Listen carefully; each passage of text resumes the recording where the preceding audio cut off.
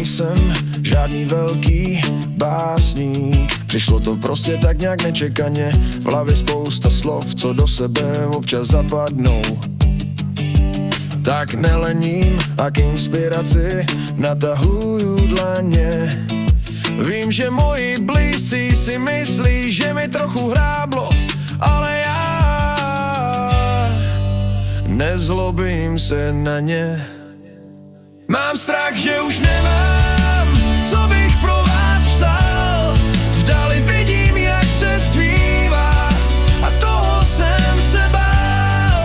Ale přece to teď nevzdám, vždy toužím pokračovat dál. A mám sen, že jednou moji píseň bude zpívat celý sál. Tak na tom snu musím makat pořád dál. A i kdybych v tom někdy náhodou zůstal sám, spadl až na dno, tak snažil bych se zvednout a jít dál.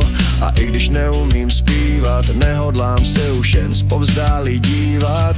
Já totiž nejsem z těch, co je baví nudou zývat. Mám strach, že už nemám, co bych pro vás psal. V dali vidím, jak se zpívá a toho jsem se bál. Ale přece to teď nevzdám, vždy toužím pokračovat dál. A mám sen, že jednou moji píseň bude zpívat celý sál. Tak na tom snu musím makat pořád dál.